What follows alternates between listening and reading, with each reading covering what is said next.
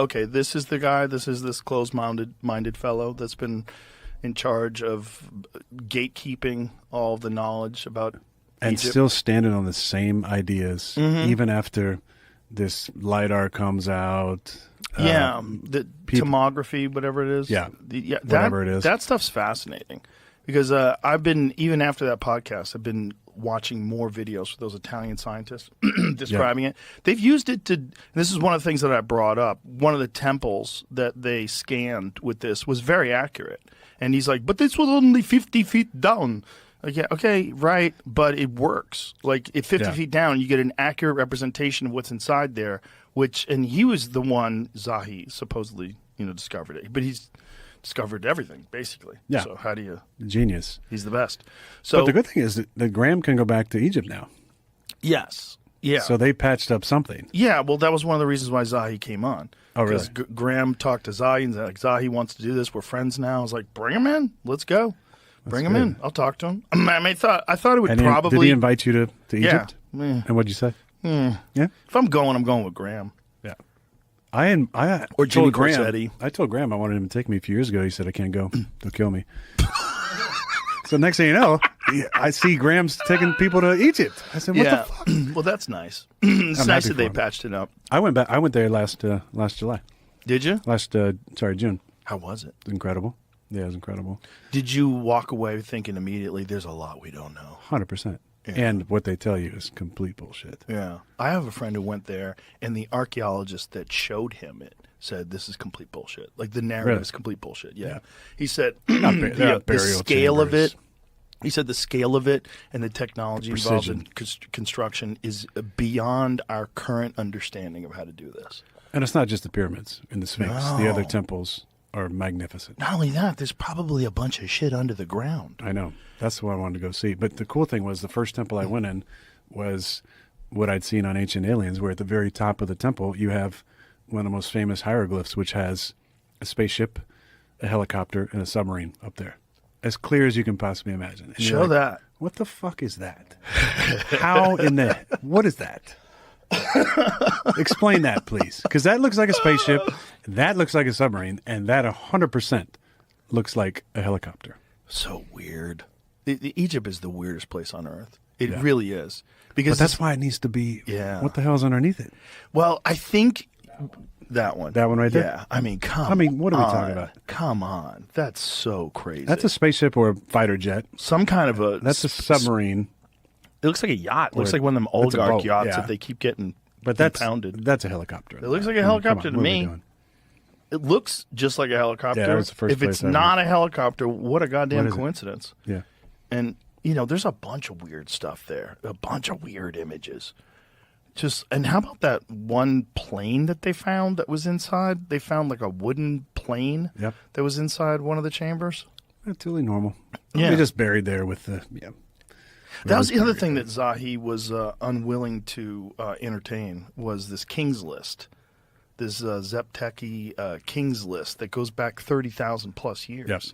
They all want to pretend that that's a myth, that all the other hieroglyphs are legitimately documenting the history of the region. But when it gets past the narrative, these 30,000-year-old kings, that place has probably been there for a long fucking time.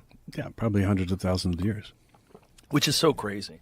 And it's probably built on other stuff. Yeah. Yeah. Well, that's the other thing about the base of the pyramids. It's like you have to realize like there's a base there. Before they put the pyramids up, they put this insane base. And if what they're saying is accurate with these readings, that there's a structure that goes under the ground 2 kilometers, like...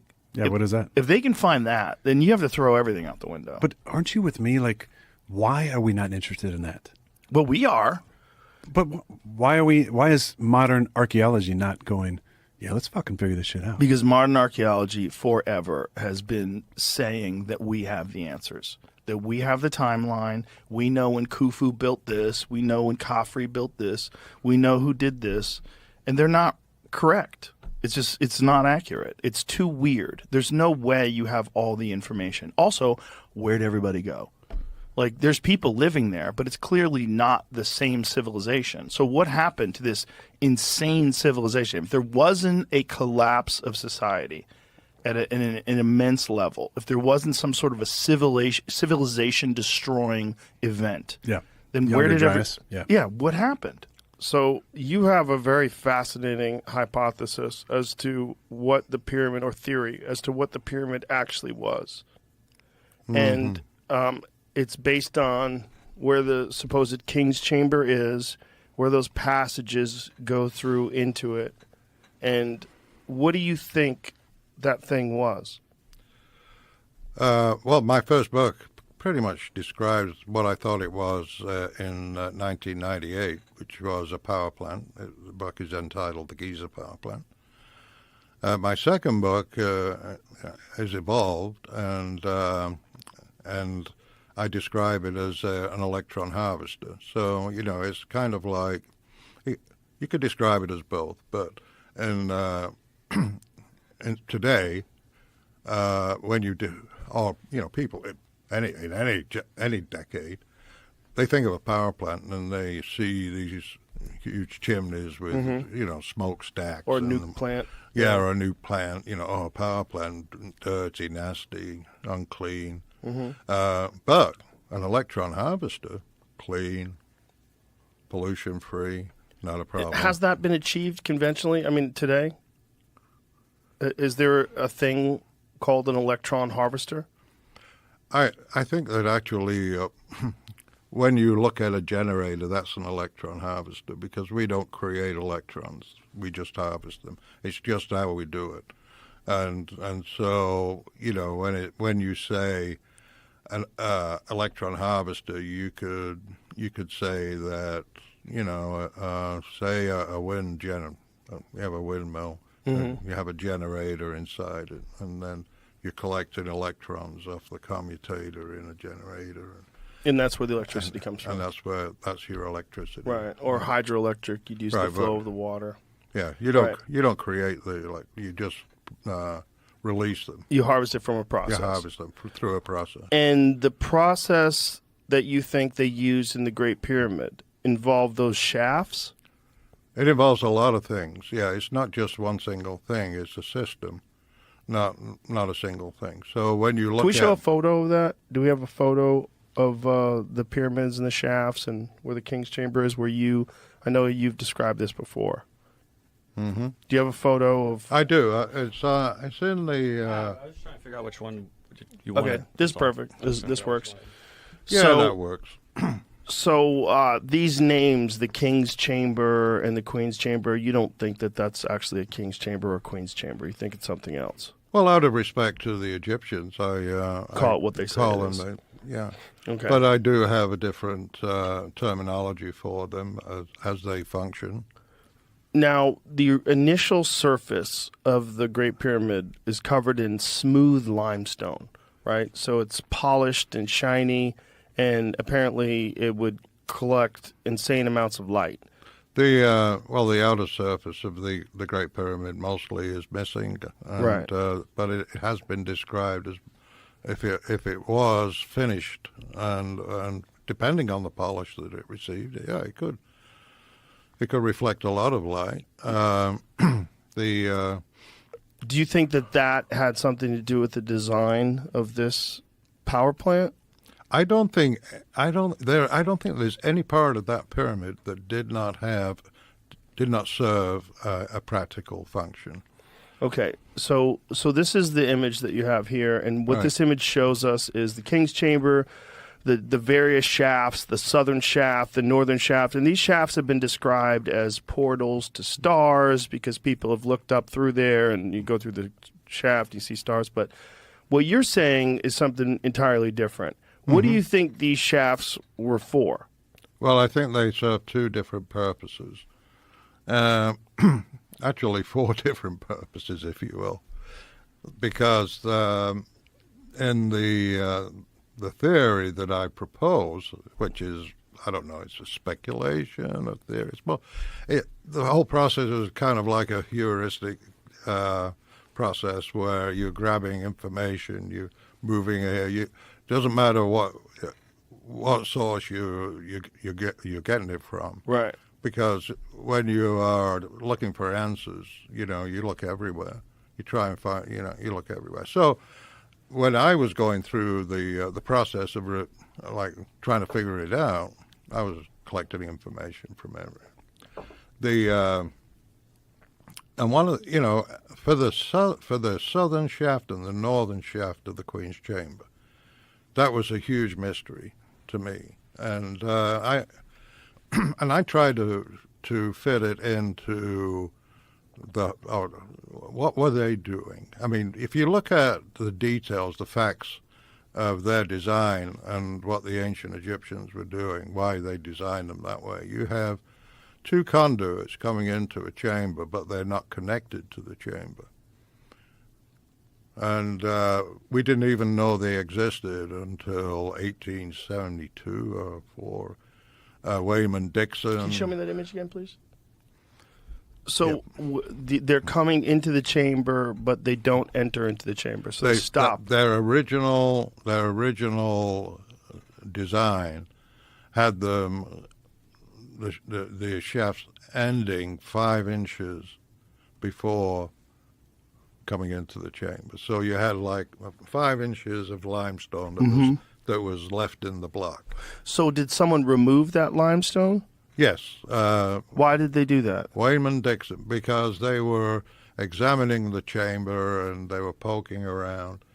And Wayman Dixon, it is reported, so the legend goes, noticed a crack in the wall. And so he took a rod and pushed it through the crack. And the rod, it didn't meet any resistance. It kept going. So he had his a worker come in, Bill Grundy, with a hammer and chisel, and say, chisel the limestone around that. God, people are stupid. So, well, they did. Yeah, they didn't have ultrasonic thickness tests. No, but still, goddamn, to have the arrogance to go and chip away at the pyramid because you're curious. Look at how I don't care for revisionist historians because you have to consider what people were doing, their mindset in the day, and then I try to look at on the bright side, right? It's like I don't look at it as a negative thing because if somebody hadn't opened up those shafts, we wouldn't know about them. Right.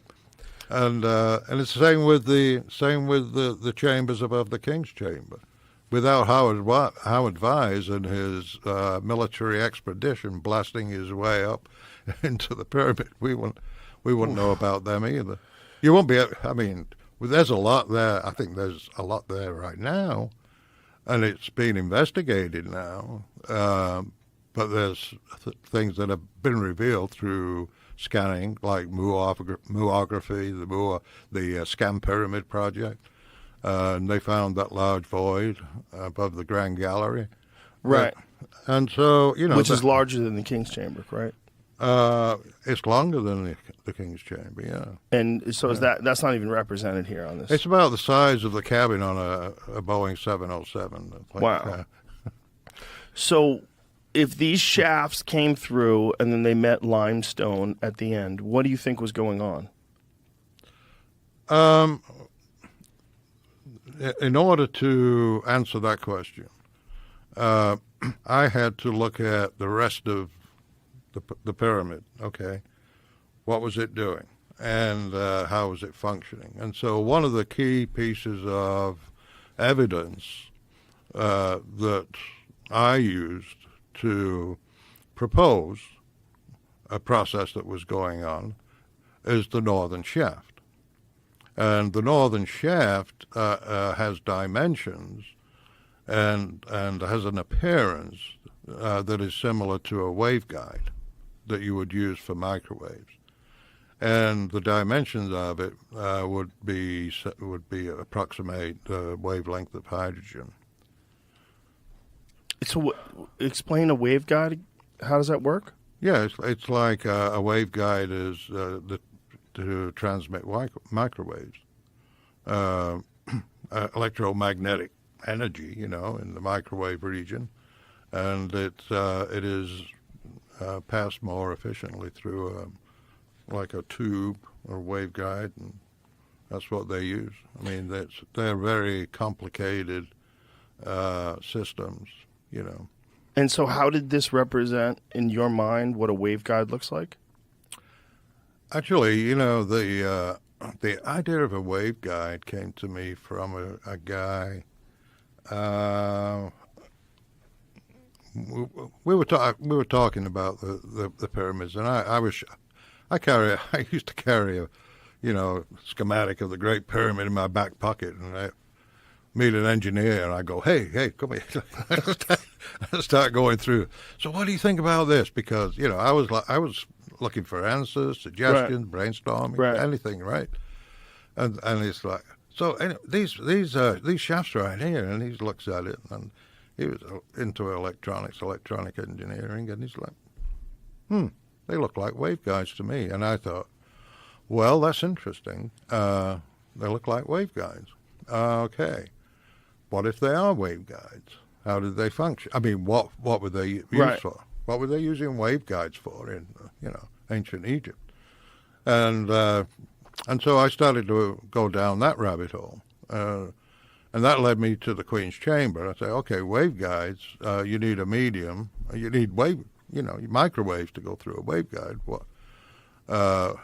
What frequency of microwave was it, right? And you look at the dimensions, and you come up with a match for hydrogen. Oh, how do you do that? How do you come up with a match for hydrogen through the dimensions? Yeah. The wavelength of hydrogen is 8.309 inches, and the width of the northern shaft is 8.4 inches. And a waveguide generally has the wavelength and then about half of the wavelength in height. So it's a rectangular shaft. Just like all the shafts are. Right. Yeah. And the Queen's Chamber shaft is a little more square than the King's Chamber shaft. So it had a different function? Different function, yeah. So these waveguides, you believe, what are they collecting, and where are they getting it from? Good question, Joe. They had we are bombarded with microwaves every day. I mean, it's the signal from, they say, the Big Bang, and you know, it comes from atomic hydrogen out in the universe, in outer space. But so we're being bombarded, and you believe that these passages were collecting this. Yeah. So anyway, so then you say, okay, if we build a device and we say, and we want to energize hydrogen, we bring it to a higher energy state, and just like, you know, in a laser, where you have microwave amplification through stimulated emission, right? So if we want to collect energy that is in a gaseous medium, say that is hydrogen medium, and the electrons in the hydrogen are pumped up to a higher energy state, and we want to collect the energy in that, introduce a microwave signal, direct it through that gas, and stimulate the emission of the energy, collect that energy, and shoot it up the southern shaft. And so that was like, okay, that might work. So what kind of gas? Hydrogen. And so where are you getting the hydrogen from? Queen's Chamber. So there's hydrogen in the Queen's Chamber, and how does it get in there? The shafts. But it doesn't come in as hydrogen. That's a part of the theory in the Giza power plant was there are two chemicals that are introduced into the chamber, and the chemicals mix and they boil off hydrogen. And these chemicals are just coming from the radioactive waves of space? No. The chemicals, I believe, are manufactured and delivered to those shafts and coming. Okay. Right. If you enjoyed today's episode on JRE Plus, don't forget to give it a thumbs up and share your thoughts in the comments below. Thank you.